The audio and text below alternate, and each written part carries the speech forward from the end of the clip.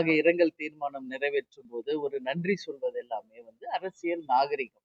இனிமேல நாங்க தனியா நிக்கிறோமா இல்லையா என்பதை காலம்தான் பதில் சொல்லும். முதல்ல கம்பேரிசனே ராங். 40 தொகுதியில நின்னதையும் 4 தொகுதியில நிக்கிறதையும் நீங்க கம்பேர் பண்றீங்க. ஆண்ட கட்சிக்கும் ஆளும் கட்சிக்கும் சரி நிகராக நிக்கின்ற ஒரே கட்சியாக இன்னைக்கும் தேமுதிக இருக்கு. அதுல மாற்று கருத்து கிடையாது. அது 25க்கு பதில் 26ன்னு அறிவிச்சிருக்காரு. அவ்வளவுதான். அதனால பொறுத்தார் பூமி ஆழ்வார்.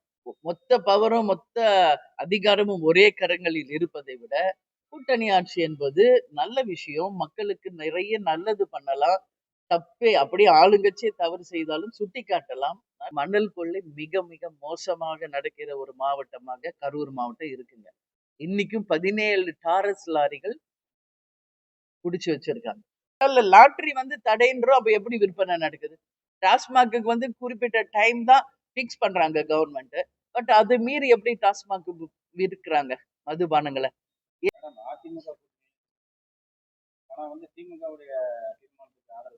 எந்த தீர்மானத்துக்கு ஆதரவு?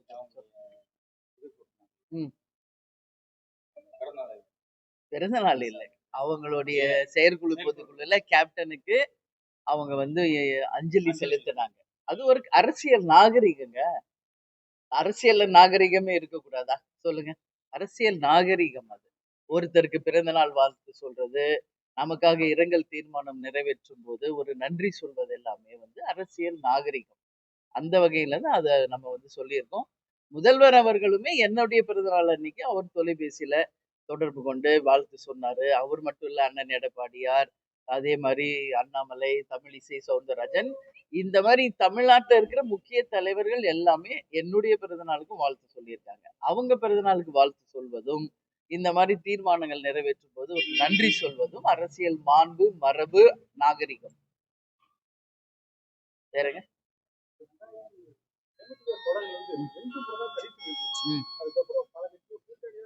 ஆமாங்க. இல்ல, தனித்து நிக்கிற முடியும் அப்படின்ற ஒரு ஃபார்முலாவை உருவாக்குனதே கேப்டன் தான். தேசிய முற்போக்கு திராவிட கழகம் இதுவரைக்கும் தமிழ்நாட்டுல வேற எந்த கட்சியாவது தனிச்சு நின்று இருக்காங்களா? இப்ப சகோதரர் சீமான் அவர்கள் நிக்கிறார். இன்னும் விஜய் என்ன அவருடைய நிலைப்பாடுன்னு சொல்லல. பட் அதுக்கான துவக்கம் கேப்டன் தாங்க. அதனால இனிமேல நாங்க தனியா நிக்கிறோமா இல்லையா என்பதை காலம்தான் பதில் சொல்லும். இப்பயே நிறைய கூட்டணி இருக்குங்க. ஓட் ஸ்பிளிட் தாங்க அதிகமாகும். நிக்கிறது ஒண்ணும் பெரிய குதிரை கொம்பு இல்லை. 234 தொகுதியும் முதல் தேர்தலையே பார்த்தவங்க தான் நாங்க. ஆனா வெறுமனே போட்டியிடுவது மட்டும் இலக்கு இல்லை. வெற்றி பெற்று 2026ல் தேமுதிக மிகப்பெரிய ஒரு பலத்தோடு அசம்பிளிக்கு போகணும். அதுதான் எங்களுடைய எண்ணம்.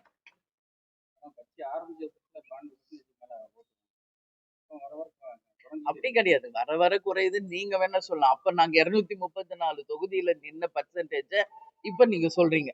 8.33 ஃபர்ஸ்ட் தேர்தலையும், அப்புறம் எம்பி எலெக்ஷன்ல 2009ல 10.33 வாங்கினது.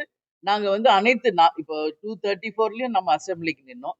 40 தொகுதியிலயும் பாராளுமன்றத்துல நின்னோம். அந்த பர்சன்டேஜ இப்ப நாங்க நிக்கிற தொகுதியோட நீங்க கம்பேர் பண்றீங்க. முதல்ல கம்பேரிசனே ராங். புரியுதுங்களா? 40 தொகுதியில நின்னதையும் 4 தொகுதியில நிக்கிறதையும் நீங்க கம்பேர் பண்றீங்க. 234 தொகுதியில நின்னதையும் அதுக்கு அடுத்து நிக்கிறதையும் கம்பேர் பண்றீங்க. இப்ப நாங்க நிக்கிற தொகுதியை மட்டுமே வச்சு நீங்க பர்சன்டேஜ் சொல்றீங்க. எங்களுடைய வாக்குகள் மற்ற தொகுதிகளில் கூட்டணியில இருக்கிறவங்களுக்கு செல்லுதே, ஏன் அது கணக்கில் எடுக்க மாட்டேங்கிறீங்க? ஸோ அது கம்பேரிசன் இட்ஸ் வெரி வெரி ராங்குங்க. அப்படி கிடையாது. எங்களுடைய ஓட் பேங்க் அப்படிதான் இருக்கு. இன்னும் நீங்க கிளை கழகங்கள் வரைக்கும் போய் பாருங்க. எல்லா தமிழகம் முழுவதும் எல்லா இடத்திலும் பூத் கமிட்டிகளை போட்டு ஆண்ட கட்சிக்கும் ஆளும் கட்சிக்கும் சரி நிகராக நிற்கின்ற ஒரே கட்சியாக இன்னைக்கும் தேமுதிக இருக்கு. அதுல மாற்று கருத்து கிடையாது.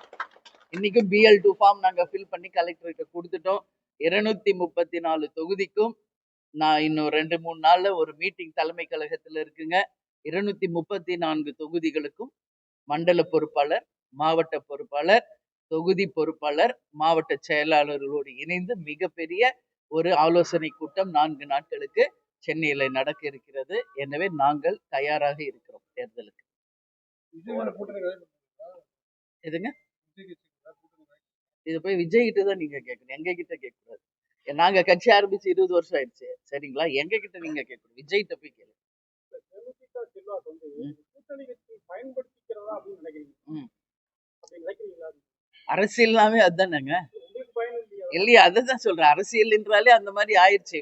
இப்போ முன்னெல்லாம் கேப்டன் மாதிரி வெட்டு ஒண்ணு துண்டு ரெண்டுன்னு பேசுவாங்க. கலெக்ட் இதான் முடிவுனா முடிவு, இல்லைன்னா இல்ல, அப்படி இருந்தது.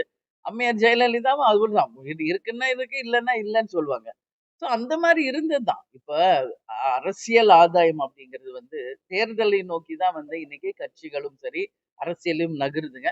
அதனாலதான் நான் அன்னைக்கே என் பிரஸ் மீட்ல சொன்னேன், எங்களுடைய நகர்வும் இனிமேல தேர்தலை நோக்கி அரசியல் கண்ணோட்டத்தில் தான் இருக்கும் அப்படின்றத நான் தெளிவாக உங்களுக்கு பதிய வச்சிருக்கேன். அதிமுக வந்து ஆமா. கடலூர் மாநாட்டில் ஏதாவது இல்ல, அவங்க வந்து எங்களுக்கு வந்து 5 எம்பி உறுதி செய்த போதே இந்த ராஜ்யசபா சீட்டு உறுதி செய்யப்பட்ட ஒன்றுதான். எழுத்து வடிவமாவே அவங்க எழுதி கொடுத்ததும் உண்மைதான். அன்னைக்கு அதிமுக தலைமை அலுவலகத்திலே அன்னைக்கு நம்ம பிரஸ் மீட்ல சொல்லுவோம்னு நான் சொன்னேன். அப்பதான் அண்ணன் எடப்பாடியார் வந்து இப்ப எலெக்ஷன் டைமா இப்ப சொல்ல வேணாம், பின்னாடி சொல்லுவோம்னாரு. ஓகேன்னு அவர் வார்த்தைக்கு நம்ம மரியாதை கொடுத்து வேணான்னு அன்னைக்கு சொல்லல. அதுக்கு பிறகு 2025 6 எழுதி கொடுங்கன்னு நம்ம கேட்டோம். அதுல வந்து வருஷம் எழுதுவது எப்பயுமே மரபு கிடையாது. என்னுடைய வார்த்தை தான், அது எழுதி தருவதை விட என்னுடைய வார்த்தை தான் மிக முக்கியமானதுன்னு அவர் சொன்னார். சோ அதுக்கு மேல அது வந்து நம்ம வந்து இன்சிஸ்ட் பண்ணக்கூடாதுன்னு நம்ம அதை விட்டுட்டோம். பட் இப்ப வந்து சொல்லியிருக்காங்க 2026 உறுதியாக தரப்படும் அப்படின்னு சொல்லியிருக்காங்க. பொறுத்திருந்து பார்ப்போம். இல்ல, எல்லாருமே நினைச்சது 2025 கொடுப்பாங்கன்னு தான் எல்லாரும் நினைச்சது. நாங்க பேசினது அதான். ஆனா அண்ணன் வந்து இப்ப வந்து அடுத்த தேர்தலை ஒட்டி 2026 தருகிறோம் என்று அண்ணன் எடப்பாடியார் சொல்லியிருக்கிறார். பொறுத்திருந்து பார்ப்போம். பொறுமை பொறுத்தவர் பூமி ஆழ்வார். புரியுதுங்களா? அதனால பொறுமையா இருப்போம். பொறுத்தார் பூமி ஆழ்வாருங்க. இல்ல, நம்ம வந்து இது கடலூர்ல வந்து ஜனவரி 9ஆம் தேதிங்க மாநாடு வச்சிருக்கோங்க. அந்த மாநாடுல உங்களுக்கு மிகப்பெரிய அறிவிப்புகள் எல்லாமே தெளிவாயிரும். அதுல இருந்து தேர்தல் பணி மட்டும்தான் இருக்கும்.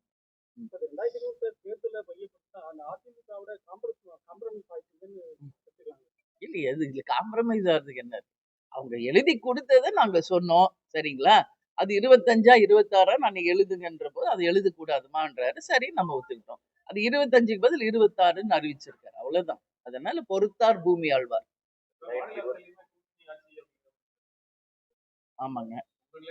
இல்ல, அப்படி வந்தா நல்லதுதாங்க. கூட்டணி ஆட்சி வந்தா ரொம்ப நல்லதுதாங்க. தப்பு ஒண்ணும் கிடையாது. மொத்த பவரும் மொத்த அதிகாரமும் ஒரே கரங்களில் இருப்பதை விட கூட்டணி ஆட்சி என்பது நல்ல விஷயம். மக்களுக்கு நிறைய நல்லது பண்ணலாம். தப்பே அப்படியே ஆளுங்கட்சியே தவறு செய்தாலும் சுட்டி காட்டலாம். நிறைய நல்ல விஷயங்கள் அதுல இருக்கு. இல்ல, சாத்தியம் இருக்குங்க. 2026ல அதுக்கான சாத்தியங்கள் இருக்கு. அதனாலதான் சொல்றேன். எதுக்குமே இன்னைக்கே நம்ம பதில் சொல்லிட முடியாது. டைம் இருக்கு. யோசிச்சு நான் சொல்றேன். சரிங்களா? ஆமாங்க. இப்ப நான் எந்த மாவட்டத்துல இருக்கேன்? கரூர் மாவட்டத்துல இருக்கேங்க. சரி, நம்ம எப்ப பாரு கூட்டணி பத்தி அரசியல் பத்தியே தான் பேசிட்டு இருக்கிறோம். ஒரு 5 மினிட்ஸ் மக்களுக்காக பேசுவோம். ஏன்னா அதுதாங்க முக்கியம். இன்னைக்கு மக்களுக்காக பேசணும், மக்களுக்கு நல்லது நடக்கணும். அதுதான் மெயின் அரசியல்ல. பட் நம்ம தமிழ்நாடு எப்படி ஆயிடுச்சுன்னா வெறும் கூட்டணி, அப்புறம் தேர்தல் இதை நோக்கியே போகுது. அது ரொம்ப ஒரு தவறான ஒரு விஷயம். வந்தா அட்லீஸ்ட் மக்கள் கேள்வி நீங்க கொஞ்சம் கேட்கணும்னு நான் சொல்றேன். இன்னைக்கு நான் கரூர்ல இருக்க மிக முக்கியமான ஒரு 4 கருத்து சொல்றேன். இங்க யார் அமைச்சரா இருந்தார்? மிஸ்டர் செந்தில் பாலாஜி. உலகத்துக்கு தெரிஞ்ச விஷயம். இன்னைக்கு வந்துங்க மணல் கொள்ளை மிக மிக மோசமாக நடக்கிற ஒரு மாவட்டமாக கரூர் மாவட்டம் இருக்குங்க. இன்னைக்கும் 17 டாரஸ் லாரிகள் புடிச்சு வச்சிருக்காங்க. அப்போ இன்னைக்கு எதிர்காலத்துக்கு தமிழ்நாட்டுக்கு நம்ம என்ன கொடுக்கிறோம் அப்படின்ற ஒரு கேள்வி இருக்குங்க. இப்போ இருக்கிற மணலை மொத்தம் கொடுத்த அளவை விட நீங்க அள்ளி அள்ளி விற்பனை செய்து கொண்டே இருந்தால் வருங்கால தமிழ்நாட்டுக்கு, வருங்கால சந்ததிக்கு என்ன மக்களுக்கு இந்த அரசுகள் விட்டு செல்றாங்கன்ற கேள்வி ஒரு மிகப்பெரிய கேள்வி. அதே மாதிரி டாஸ்மாக் பத்தி நீங்க கேட்டீங்க. இங்க ராத்திரி ஆனாலும் பகல் ஆனாலும் 24 மணி நேரமும் டாஸ்மாக் விற்பனை மிக மிக மோசமாக இங்க கரூர் மாவட்டத்தில் நடப்பதாக ஒரு செய்தி வந்திருக்கு. அதே மாதிரி பழைய பஸ் ஸ்டாண்டு, புதிய பஸ் ஸ்டாண்டுன்னு மாத்தி ஒரு மிகப்பெரிய குழப்பம் நிலவுகிறது. எனவே மக்கள் யாருக்கும் இந்த புதிய பஸ் ஸ்டாண்ட்ல திருப்தி கிடையாதுங்க. பழைய இடத்திலேயே பழைய பஸ் ஸ்டாண்டை விரிவாக்கம் பண்ணி மக்கள் பயன்பாட்டிற்கு கொண்டு வந்தா இந்த கரூர் மாவட்டத்துக்கும் இங்க இருக்கிற மக்களுக்கும் நிச்சயமாக அது நல்லது செய்யும் என்பதுல மாற்று கருத்து கிடையாதுங்க. அதே மாதிரி மதுபான கடைகள் இங்க பார்த்தோம்னா தங்கு தடை இல்லாம 24 மணி நேரம் நடக்குது. அரசு தடை செய்யப்பட்ட லாட்டரி சீட்டுகள் கரூர் மாவட்டத்துல தங்கு தடையின்றி விற்பனை நடப்பதாகவும் ஒரு செய்தி. அதனால லாட்டரி வந்து தடைன்றோம், அப்ப எப்படி விற்பனை நடக்குது? டாஸ்மாக்கு வந்து குறிப்பிட்ட டைம் தான் பிக்ஸ் பண்றாங்க கவர்மெண்ட். பட் அது மீறி எப்படி டாஸ்மாக் விற்கிறாங்க மதுபானங்களை? எல்லாமே இங்க ஒரு கேள்விக்குறியா இருக்கு. அது மட்டும் இல்ல, இங்க தோட்டத்துல தனியா வசிக்கின்ற முதியவர்களுக்கு பாதுகாப்பே இல்லைங்க. யார் வர்றாங்க, எதுக்கு கொலை செய்யறாங்க என்ற ஒரு எதுவுமே இல்லாம ஒரு நிலைமை, சட்டம் ஒழுங்கு கேள்விக்குறியா இருக்கு.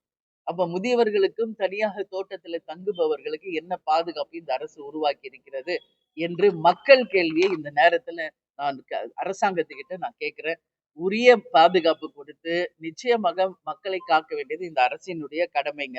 அதே மாதிரி இங்க கனிம வள கொள்ளையும் மிக மோசமா இருக்கு. அதுவும் உடனடியாக தடுக்கப்படணும் என்பதுல மாற்று கருத்து கிடையாதுங்க. ஸோ இது எல்லாமே வந்து கரூர் மாவட்டத்தின் சார்பாக, இந்த மக்கள் சார்பாக நான் வந்து உங்க பத்திரிகையாளர் முன்னாடி இந்த கேள்விகளை வைக்கிறேன். உடனடியாக தமிழக அரசும் முதல்வர் அவர்களும் நான் சொன்ன இந்த அத்தனையும் உடனடியாக சரி செய்து இன்னும் இருக்கின்ற 6-7 மாசத்துல தமிழக மக்களுக்கு நல்லது செய்யணும்னு சொல்லி நான் கேட்டுக்கிறேன். முடக்குவாதம், மூலம் உள்ளிட்ட நோய்களுக்கு சிறப்பு சிகிச்சை பெற ஸ்ரீவித்யா சித்தா மற்றும் வர்மா மருத்துவமனை, அரியலூர்.